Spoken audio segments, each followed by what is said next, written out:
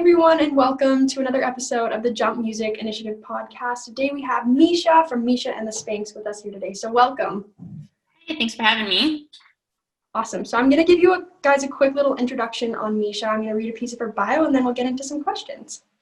Miesha and the Spanks are a high-octane garage rock duo from Calgary, Alberta, formed in 2008, made up of Miesha Louie and Sean Hamilton. Their 2018 release, Girls, reached success on the charts and landed them on the cover of Beetroot magazine, accompanied by 30 dates across Canada.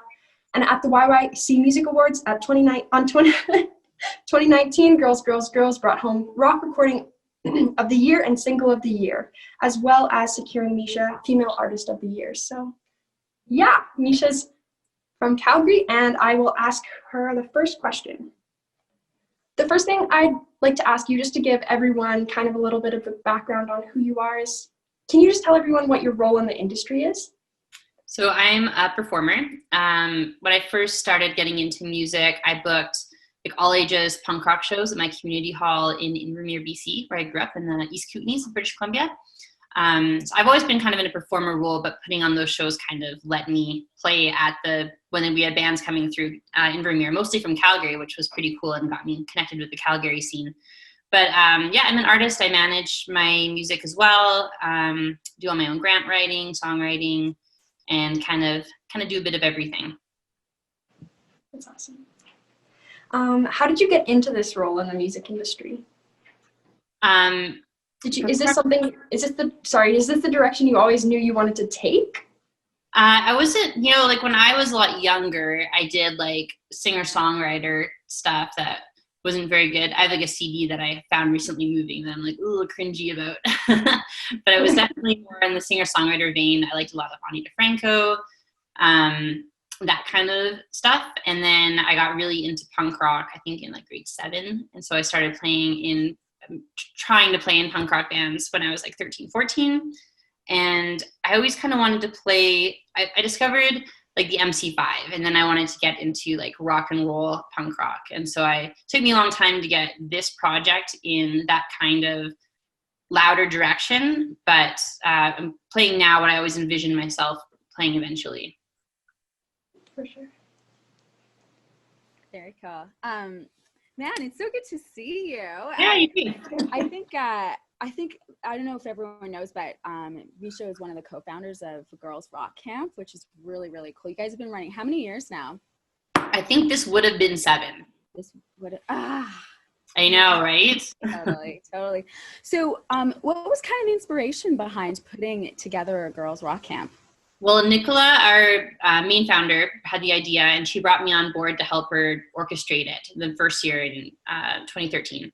And I was so excited to do something like this because, I think probably a lot of us can relate that we didn't have something like this when we were first playing music.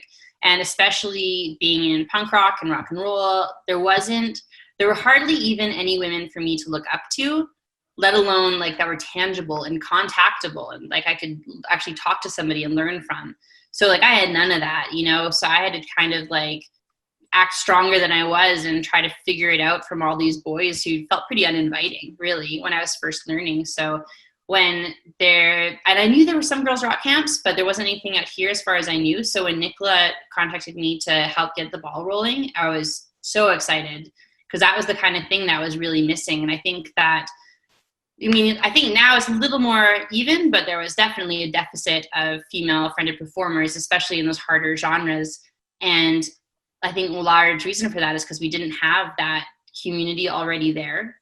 There was like, you had to really tough it out to do it because there was nobody else there to kind of hold your hand or help you or like walk you through it. Maybe the one star in the magazine who was playing rock and roll who was a woman, but what are you going to do with that? Read the odd article, right? So yeah, I think having that kind of approachability and direct contact and like seeing a woman that on stage or touring or doing something makes it so much more encouraging. And I would credit that, I think, to a lot of how many more female artists we see today or who are at least getting recognition. Whereas before there'd be room for one, like the token. Of course, yeah. Right. And so, sorry, Miesha, go ahead. No, go ahead, Maddie. I was just going to say, do you feel like there's added challenges being a woman in the music industry or a girl in the music industry? And do you think things are improving? I think things are improving. More like I kind of read that off the girls at camp, like what they say their experiences are and stuff. And like they all seem every year, I mean, everyone's got their own different experiences, but every year I see more and more they're braver and they're feeling less like they're totally on their own or it's not something that they are able to do. Whereas, yeah, like when I was a kid, pretty different experience. So I kind of see the transformation happening via the girls in camp. And personally, like I always wonder, is it because I've been doing this so long that like I have those connections now and I have earned some respect from some of the industry that I work with? If I was brand new, a woman playing music, and it was my first time doing a tour or something, would my experience be much like when it was my first time? So it's kind of hard for me to tell if it's changed in the industry I do day to day, or if I've just, you know, worked my way to a place where I don't face those same problems anymore. Yeah, I feel that. I feel like I can never answer that question exactly accurately anymore these days. But so what would you say kind of like advice for a young person, a young girl starting up in the rock industry, in the rock scene? I would say like don't hold back and like try not to be too shy. Like go for it. If you're gonna do it, like go for it. And like don't be discouraged if the first time you were like had stage fright or something, you know, like you're gonna get better every time you do it. To take those experiences as practice and as learning curves, and to just, if you want to do it, like you do it, follow through. I would say, you know, it's like you got to amp yourself up for it. It's not just easier said than done, as always, right? But I feel like sticking it out is the biggest thing. You know, it can get really scary trying to put yourself out there, and if you really want to do it, you got to just stick it out, and you'll grow from it. Yeah. Thanks. Something I wanted to ask you about was a little bit about how you met your bandmate and where you got your name from. So I was hanging on to the name The Spanks, like in high school. I always wanted to have an all-girl band called The Spanks. I don't even know. I'm not even totally sure. Like, I think at the summer camp, there was a counselor named Spanky, and she was just this badass girl. And I was like, oh, The Spanks. Like, that's totally cool. So I hung on to it, and I was never in an all-girl band. And when my last band, Bogart, broke up, you know, I went through all these bands where we're all equal members, but then there's so much conflict, and then the band breaks up, and then you lose all of your songs. You start everything over again, and I was tired of it. So I wanted to have a band that was mine. If people didn't want to tour anymore, that's cool. I'll get new people. If people don't want to do whatever anymore, it's like it's still my project, it's my songs and everything. And so I was going to finally use the name The Spanks and decided to make it Miesha and, so I could just own what I was doing, and it would be mine, you know. And I've had a lot of turnover in bandmates because it is hard to tour and stay on board, especially if this isn't your number one. Like if you have a real job and you're using vacation time to tour, like your spouse isn't going to be crazy about that forever. You know, like they want to go on vacation. And so stuff like that kind of happens, and you're not really, you know, for so long in your career, you are being paid in exposure and experience. You're not bringing home money from tour to pay your rent. You know, you're saving at your day job to pay rent while you're gone. And that's really difficult for people to do if they're not 100% in the vision. So yeah, so I cycled about every 2 years or so. I'd cycle through a new player, a new drummer. So because everybody kind of had other big first place priorities, and this is my priority. But with Sean is crazy like me and is a professional musician, and he kind of has the same situation going on where this is his all. And so he started filling in for my old drummer Amelia in, I think it was like 2015, when we were working together at Galaxy Diner. We kind of knew each other from around the music scene because he's played in punk bands like Jenny, and Sean Hamilton has his own solo singer-songwriter thing.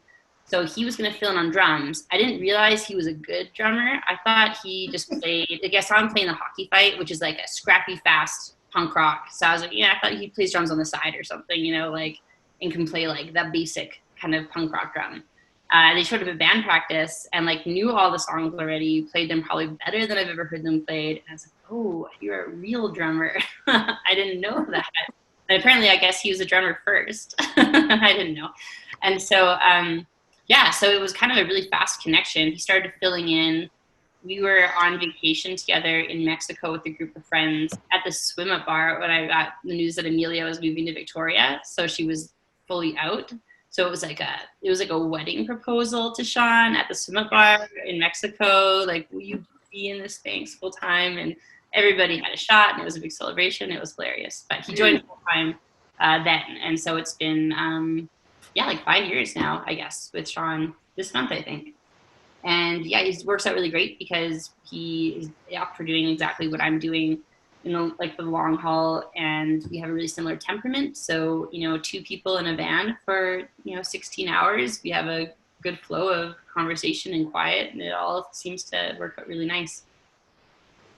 Killer. What's your guys' writing process like? So right now, Sean helps more than he has in the past. I'm a pretty private songwriter. I have a hard time collaborating. So like, there's been so many jams where I'm like, I'm just not ready to show you yet, And so I'll do everything but the drums, maybe with like garage band drums with like Logan and Max are kind of a good Sean combo. So one of those guys I'll have on drums on garage band. And then I'd bring him like almost a complete song. But now, over the years, I'm more comfortable showing like I'll have a chorus or I'll have a riff, and we'll kind of send stuff back and forth to help develop the song idea from way earlier stages than in the past. But I write all the vocals. I guess even on the last record, now I'm thinking about it, I did get him to like help me reword a few things. So it's like big steps for me because normally I don't show anybody anything until I'm done. That's awesome. And so, like, when you're writing the song, do you kind of come up with the melody first or lyrics first? Like, where's the song? Kind of either or. Like, this last record that we just recorded, I've been doing a lot of thinking of things while I'm in the dog park with my dog. So I'll, like, get to a private spot and voice memo a riff idea, like, vocally. or a little na-na-na part for a vocal or a one-liner.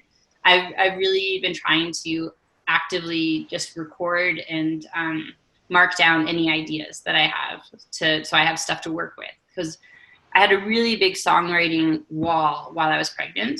My brain just like turned off. I'm like, I have all this time, so I can't do anything. I'm gonna write my whole pregnancy, but there was nothing. My brain was just totally turned off, and that's, I guess, a pregnancy brain thing that people say. It's totally it was real in my situation.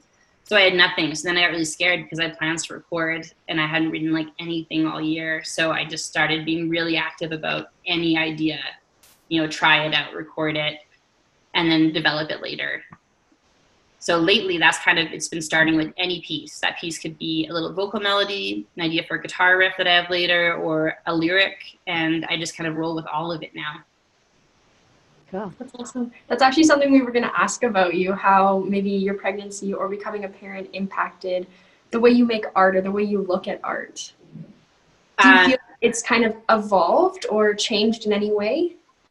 You know what? I've been noticing, just trying to write lately, the things that I write about are different. I mean, my life experiences are different. So it's like I have to dig deep. If I want to write about like more wild times or something like that, I gotta dig deep. It's not my present experience.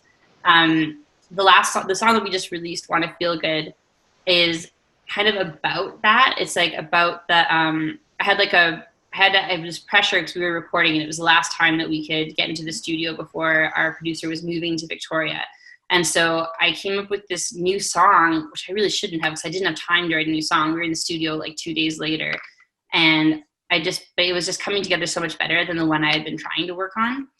And so I was like, well, like, what do I normally do to write this writer's block or to fix this writer's block? And I'm like, oh, normally I would like go to a show, have some drinks, and like create an adventure and like create an environment, take my brain off it and let ideas just flow. And I'm like, I'm like having my morning coffee in my office while my babies are having a nap. Like, this is a totally different experience. So my creative process totally had to change, where I had to start documenting every idea because I couldn't just go create ideas the same way that I used to. So that's been a big impact. And the pregnancy having like just having no creative juices, no juices really, like I couldn't follow through with plans. I couldn't do anything. It was ridiculous. It was a really different experience. But now, I mean, I feel, I feel less like, is this a cool idea? I find ideas more real. Like I would care about if an idea had like cred, like street cred, like if it would look cool to the local scene. And now I'm more interested in, is it good writing? Is it a good song? Am I proud of this, less than caring what people think? I mean, you're always writing for an audience, but that part of me that cared about that stuff is gone. Wow. Interesting. That's not what I was expecting you to say. Huh. Also, that whole like pregnancy brain thing. I mean, you had twins, so like just extra. Yeah. Yeah, like there was like, oh, you're gonna get pregnancy brain. It's like, I don't know. What even is that? It's like, oh, it's totally like where you forget things like within 15 minutes, and like coming up with ideas is just, I don't know. I mean, everyone's probably different, but that's how I experienced it. Your babies are still pretty young though, hey? Yeah, they're 14 months. Okay. So have you had a chance to like, I mean, you must have been on mat leave and then COVID happened. So have you had a chance to tour or do anything like that? We had a lot of plans like pretty close to right after they were born. So 2 weeks after they were born, we opened for Propaganda at Dickens. And that show, in my brain, I was always prepared to cancel that if my body wasn't like good. And like, I think it was 3 weeks after they were born. A week, but then at 2 weeks, my body like all of a sudden recovered. And I was like, oh good, I don't have to cancel the show. Like all of a sudden it was like, I could stand long enough to play a show. Like it was really good timing. But so we did that. We did Breakout West and Whitehorse. They turned 1 month old while we were there. We brought them with us. And the YYC Music Awards were like a week before that. So I had like 3 big things in September, like within the month that they were born, which was kind of crazy. So it felt like all the stuff was happening. And kind of then I took my maternity leave from performing and stuff. Mm-hmm. And we were just going to be going and ending my maternity leave in March when everything happened. So we just started recording. We were playing South by Southwest. We were going out to Estonia to play the Chilean Music Week. We had some UK festivals. We had all this stuff happening. And so it's now like an extended leave. Like we've already been on a big hiatus and then we got kind of forced into another one. So that's been a bummer. But one of the nice things we did get to do is record. So we have been releasing singles as we kind of go along. Every 3 months is the idea. So the next one will be in January. That's awesome. Yeah, it's kind of limited what we can get done these days, but. I wanted to ask a little bit more about your 2008 release, Girls, Girls, Girls, because it seemed telling from your bio and what I've heard about you, it had a lot of success on the charts. And what was that experience like? That was really fun because we got to work with Danny Farrant, who plays drums in the Buzzcocks, who, like, he's not an original member, but that's, he's been with them for like 10 years or something. And the Buzzcocks are like a pretty big deal for me and Sean anyways, they're classic rock. I met him at Sled Island in 2011 when they were playing. I snuck backstage and ended up stealing some of the Buzzcocks beer and became friends with him. And so we, I kind of tour guided him around Sled Island and became friends. He saw our set. A few months later, he asked me to do some session work for him. Him and Paul Rawson, the other producer, do like music for film and TV. And so I did some session work for them like a few times a year. I would do some songs until eventually we decided to make an album together that they would produce. So we, in the middle of like, I think it was a 3-month tour across Canada. It was pretty crazy. We flew to the UK from Montreal and did a week in the UK recording with them before flying back to Montreal and picking tour up again, which was pretty wild. But recording in the UK was awesome. Working with him was awesome. Because they're such strong songwriters, we had so much collaborative work on the album. So it came from a really cool place, like something that we'd never done before. And then once we got everything finished, it had a lot of success, like on the national charts, and then with the Indigenous Music Countdown, and more accolades than we've ever seen before. And then the YYC Music Awards. That was like such a great tier to have our album on. Going forward with the next stuff is kind of like, you feel that pressure to like do better. No, for sure. And could you talk a little bit more about what the process is behind arranging a tour, how that all came about? Well, I've been booking. I don't have an agent for booking in Canada because I've been doing it myself for a really long time, back to like my older punk bands and stuff. So probably like 15 years of booking Canada or something. Wow. We play smaller clubs, so it's the kind of places where some of my tour dates are even booked over Facebook Messenger because I'm now friends with the promoter or the venue or something.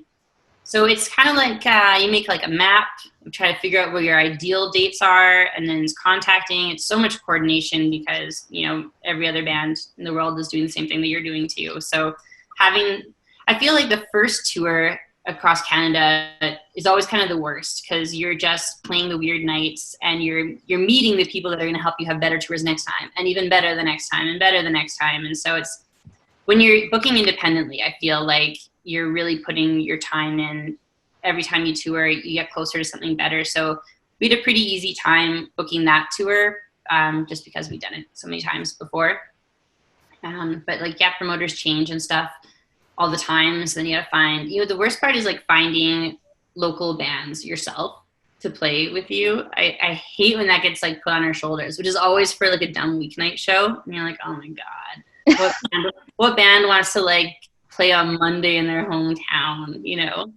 God, it's a headache. I would love to not do it anymore, but I'm glad that I have done it for so many years. So I have that experience and I kind of know what to expect when I'm at a venue, but it's a lot of just like handwriting and crossing out things in calendars and hoping it all lines up and making totally out of the way drives when it doesn't. Why did you choose to book all your own tours instead of having a booking agent? I think that's just how it started for me. Like I used to book in my hometown community hall. And so I had a little bit of an idea of how things went because I used to do it myself. And I think, you know, like you start with like Calgary and Edmonton, and then you're booking like Vancouver. And once you start doing a small BC circuit, it doesn't feel so daunting to just go to Winnipeg and then go to Toronto, and you start playing festivals in Toronto and you start to know other venue people there. So it doesn't seem that crazy. I've never like tried to get an agent before. So the idea of trying to feels more daunting to me than booking it. Also because I always have things in a schedule. Like I always have planning so far ahead, but it's like, I need an agent to book this tour by this time. Like how long do I wait for someone to do it before I should just do it myself? And I think that's been kind of the story of my whole career is like, I've got momentum and stuff I want to do. If I don't do it myself now, then I'll be totally off the rails. And that's kind of always been my mentality, is just to like, if you want your timeline and your thing to happen, then do it if you can. But yeah, like I said, I mean, especially with like the twins now, I definitely am interested in handing duties to somebody else. Can you tell us like what is next for you in your career? Do you have any plans upcoming, or have they changed or adapted based on COVID? Still kind of adapting them, but we do have an EP coming out in March. I'm gonna hang tight to that date regardless if we can tour it or perform. I think just to the nature of everything right now, like if you wait for things to be back to normal, it could be 2022, it could be like so long. So we're gonna go, and it's an EP, not a full length. So I feel like we can go ahead with the March release and do something. Maybe we'll do a fancy live stream or something if we have to. Who knows? But what we are kind of keeping on track with is like radio is still a thing, you know, playlists, podcasts, music videos. We can still film music videos. So we're just kind of trying to adapt to what's happening and keep content rolling. We are like very much a touring band. So this is a very weird adjustment for us to, you know, like half the time if I do any kind of industry networking, it's at a show. So trying to seek these things out digitally is a pretty interesting set to be doing them in. For sure. Lisa, do you have any other questions specifically for Miesha? Man, you answered so much stuff. Okay, so Sorry. you're kind of like a do-it-yourself lady, which is incredible. Why did you choose to do so many of the things like yourself? I mean, it's just a necessity to make things happen. I think like especially when I started this band, I mean, it came from a place of wanting things to be on my own terms and to happen exactly how I want. And so like waiting around, trying to get your team together and stuff, like I just felt like I should just hit the ground running and just do it and just get things moving. And then as that happened, I gained more experience in these fields. And like one of the things, like I've been thinking lately about, I should get a manager maybe, because it's hard to juggle with the babies and everything to stay as organized as I once was. But like the idea of like, who's gonna like bust their butt like I do for me, you know, like who like loves what I'm doing as much or more than I do. And it's like, I just like, I get all ramped up, like, okay, I'm gonna make some pitches. I'm gonna see if I can find the person. And then I'm like, but like, is it worth it? I don't know. Like probably yes. Long-term, probably yes. But I definitely, you know, maybe I'm a little bit of a control freak. I just, things like, I want things to happen a certain way. So it's easier to just do them. I think I don't know if that's not the best advice to give or good advice to give, but I think in everyone's career, there's an element of DIY that you have to start with and build it from there, you know, figure out your capabilities. Like I obviously enjoy it a little or I wouldn't have kept doing it this long. Mm-hmm. Man, mad respect to you for doing all of that. I love it. I saw that you're making t-shirts. Like, are you making your own merch right now? I want to. I'm looking for some silkscreen, but my holdup is like, am I actually doing this? Like, because there's some good deals on big setups on Kijiji, but they're like pretty expensive, but it's a good deal. But if I like do one run of t-shirts and I'm like, I hate this, like, what am I going to do with this thing? So I'm kind of humming and hawing about getting like a simple one or what I should do about it. But I think, yeah, like just trying to adapt to how things are. Like I'm not selling merch at shows, you know, so we don't have any new merch because I was making new merch for tours. So maybe I should start doing like short runs myself, you know, and selling like 20 t-shirts and then making a new kind of t-shirt or something. I know, or am I now taking on too much? I don't know. But that's my new idea is I'd like to start making some merch and just making small runs and selling them just as a way to interact with fans still, you know? That's awesome. Is there a piece of advice, or especially during COVID, I guess, for young artists or young girls to keep adapting and changing with the times and to stay active? Or what advice would you leave the young music scene off with?